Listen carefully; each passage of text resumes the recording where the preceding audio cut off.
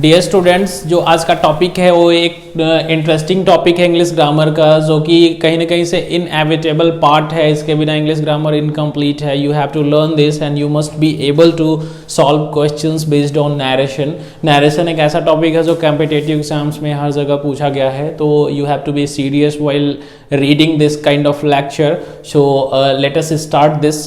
मैं आपको बता दूं कि जो नरेशन है, नरेशन शब्द नरेट शब्द से बना है। नरेट क्या है? नरेट एक वर्ब है और वर्ब का मतलब क्रिया दर्शाने वाला शब्द। नरेट मतलब होता है कहना, ठीक है, किसी भी कहानी या किसी सूचना को to say something. Narration, narrate मतलब टू से समथिंग, हम किसी बात को कहें कैसे।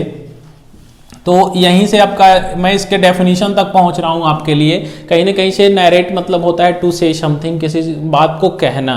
तो हम कहने की जो हमारी जो कला होती है, जो तरीके होते हैं, वो दो होते हैं कि हम किसी बात को कैसे कह रहे हैं। एक में तो हम बात को किसी को कहते हैं तो किसी के कहे हुए हूबहू उसी शब्दों में कह देते हैं, या तो किसी की कही हुई बात को हम अपने शब्दों में कहते हैं, तो वही नरेशन होता है। नरेशन में भी ऑफ टू टाइप, एक डायरेक्ट नरेशन और एक इनडायरेक्ट नरेशन, जिसे अंग्रेजी ग्रामर की भाषा में हम क्या कहते हैं? Direct speech and indirect speech, ठीक है। तो इसीलिए नरेशन को भी लोग दो कहते हैं कि डायरेक्ट नरेशन और इसे डायरेक्ट स्पीच कहते हैं, और इनडायरेक्ट स्पीच जिसको आप अपने शब्दों में किसी की कही हुई बात को कह देते हैं, वो इनडायरेक्ट स्पीच है।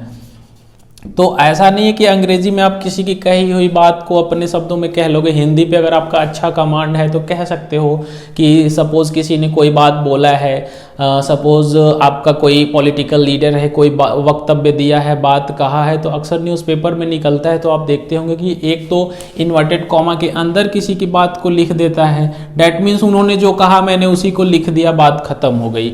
लेकिन अगर मान लो एडिटर या कोई जो रिपोर्टर है, प्रेस रिपोर्टर, अगर उनकी कही हुई बात को अपने शब्दों में लिखेगा तो उसे इनडायरेक्ट स्पीच में बात को लिखनी होगी, उसे हम इनडायरेक्ट नरेशन कहेंगे। तो मैं आपको बता दूं कि कोई भी वाक्य अगर होता है तो उससे रिलेटेड कुछ चेंजेस करते हैं। जैसे कि एक वाक्य है, ही सेज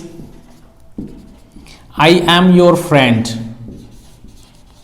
मैं एक छोटा सा एकदम सिंपल सा उदाहरण आपके लिए इसलिए ले रहा हूँ कि आपकी अंडरस्टैंडिंग डेवलप हो जाए, फिर आगे हम लोग इन डिटेल चीज़ों को पढ़ेंगे, ठीक है। तो यहाँ पे हम इसको जब चेंज करेंगे ना, तो हम ऐसे लिख देते हैं कि ही सेज। जब ये इसके साथ ऑब्जेक्ट ना हो तो सेज का सेज ही रखोगे, कॉमा हटा करके डैट लगाना है, फिर इन्वर्टेड कॉमा को हटा करके। अब देखिए जो आई है ये फर्स्ट पर्सन है, इसके अकॉर्डिंग तो इसके सब्जेक्ट के अकॉर्डिंग चेंज होगा, तो ये हो जाएगा he says, he is, you भी इसके अकॉर्डिंग है ना। तो you जो है फर्स्ट पर्सन, ये सेकंड पर्सन है, तो यहाँ पे ऑब्जेक्ट होना चाहिए। तो he says he is my friend हम कर सकते हैं। कहीं ना कहीं से देखिए यहाँ पर ऑब्जेक्ट नहीं है, इसके ऑब्जेक्ट के अकॉर्डिंग यू चेंज होता है, तो इसे सेकेंड पर्सन या थर्ड पर्सन या फर्स्ट पर्सन का आपको मानना होगा। ही इज़ माई फ्रेंड, है ना। तो यहाँ पर अगर टू मी रहेगा तो ये श्योर एंड सर्टेन है कि आप यहाँ माई लगा दोगे, है ना। लेकिन फिर यहाँ से रिलेटेड कुछ चेंजेस करने होंगे। चलिए फिर हम आगे बढ़ते हैं। तो कहीं ना कहीं से मैं आपको अभी ये बता रहा हूँ कि ये इंट्रोडक्शन वीडियो है नरेशन का। अभी इससे रिलेटेड क्या है कि कैसे मैंने इस वाक्य को किसी के कहे हुए शब्दों में कहा, तो ये इन्वर्टेड कॉमा के अंदर क्लोज है। डैट मीन्स ये क्या है? डायरेक्ट स्पीच है। जिसको आप अपने शब्दों में कह दें वो क्या है? इनडायरेक्ट स्पीच है। तो मैंने जो देखा कि आपने देखा कि इस वाक्य को इसको चेंज करने में कुछ here and there certain changes हमको करने पड़ रहे हैं। तो वो जो चेंजेस हैं आपको ऐसे ही नहीं कर देना। You have to go through several steps and some rules you have to keep in mind. If you don't know them very well, you will not be able to use them and convert them into indirect speech. So this is important to know in what way you will change sentences from direct to indirect. ये चीज़ें मैं आपको बताऊंगा। ये video का introduction part है जिसमें मैंने आपको नरेशन का डेफिनेशन बताया, ये होता क्या है, और एक एग्जाम्पल है। इस एग्जाम्पल पे अभी आप फोकस करेंगे तो कहीं ना कहीं से आपको जरूरत किसी चीज़ की पड़ रही है, वो है रूल्स। आपको रूल्स अगर बता दिया जाए तो फिर नरेशन बेस्ड आप चेंजेस कर लोगे। मैं आपको बता दूं कि ये टॉपिक काफ़ी लंबा होने वाला है, इसलिए आपको वीडियो का अगला पार्ट देखना होगा। और इसमें हम आपको थोड़ी सी जानकारी मैं इसमें और दे देता हूं कि कहीं ना कहीं से कुछ ये जो पहला लेक्चर है इसमें कुछ बातें आप सीख लीजिए ताकि अगले लेक्चर में मैं आपको नरेशन की अच्छी बातें कुछ और बताऊं। देखिए कुछ टर्म्स को आपको याद रखना है, कुछ ऐसे शब्द हैं जो मैं आपको बता देता हूं, ठीक है, कि कौन कौन से शब्द हमको कहाँ से यूज करने हैं और किसको हम ग्रामर की भाषा में क्या कहते हैं, ठीक है, ये समझना बहुत ज़रूरी है।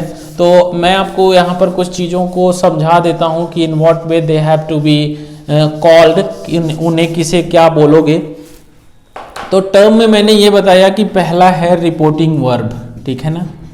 रिपोर्टिंग वर्ब क्या होता है, अब कल को आपको रूल्स लिखवाते समय कई लोग बोलते हैं रिपोर्टिंग वर्ब क्या, तो रिपोर्टिंग वर्ब मतलब इस पूरे वाक्य में जो वाक्य के जो इन्वर्टेड कॉमा के बाहर होता है, जो इस रिपोर्ट को जो मतलब ये जब बात कह रहा है तो मेनली जो इन्वर्टेड कॉमा के बाहर है, जो मेन स्पीकर है वाक्य में जो इन्फॉर्मेशन को ऐड कर रहा है वो क्या है, रिपोर्टिंग वर्ब। यहाँ पे आरवी मैं लिख रहा हूँ, ये रिपोर्टिंग वर्ब है। जो पार्ट सेंटेंस का आपका देखिए यहाँ पर इन्वर्टेड कॉमर्स के अंदर आता है, आपको इन्वर्टेड कॉमा फुल स्टॉप कहाँ लगाना है, कैसे लगाना है, मेरा पंक्चुएशन का वीडियो ज़रूर देखिएगा। पंक्चुएशन में मैंने 14 चिन्हों का प्रयोग सही तरीके से बताया है कि कहाँ पे किस चिन्ह का प्रयोग करना है। इसके लिए आप उस वीडियो को पूरा ज़रूर देखिए, क्योंकि जो ये सब जो रूल्स हैं जो पंक्चुएशन के वो सीखना बहुत ज़रूरी है, अदरवाइज आप बहुत सारी गलतियाँ कर देते हैं, ठीक है। तो ये जो इन्वर्टेड कॉमा के अंदर जो सेंटेंस है, जो वाक्य है, इसी को हम क्या कहते हैं,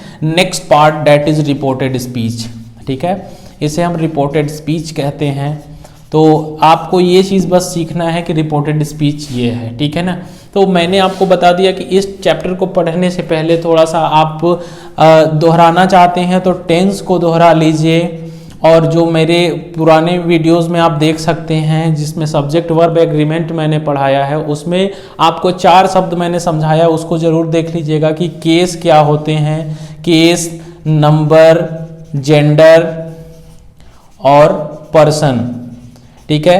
तो based on those terms and terminologies मैं आपको अगला रूल आपको इसके रिलेटेड बताऊंगा। तो इतने टर्म्स जानना जरूरी है। रिपोर्टिंग वर्ब ये है, रिपोर्टेड स्पीच क्या है, कुछ केस, नंबर, पर्सन और जेंडर क्या होते हैं, इससे रिलेटेड आप कुछ जानकारी रखेंगे। अगली वीडियो में हम लोग नरेशन को चेंज कैसे करते हैं, कुछ नए रूल्स के साथ, कौन कौन से हमारे साधारण और सामान्य और विशेष नियम हैं, कैसे हम किन का ध्यान रख के हम वाक्य को एक डायरेक्ट स्पीच से इनडायरेक्ट स्पीच में बदल सकते हैं, उसको देखेंगे। Thanks for watching.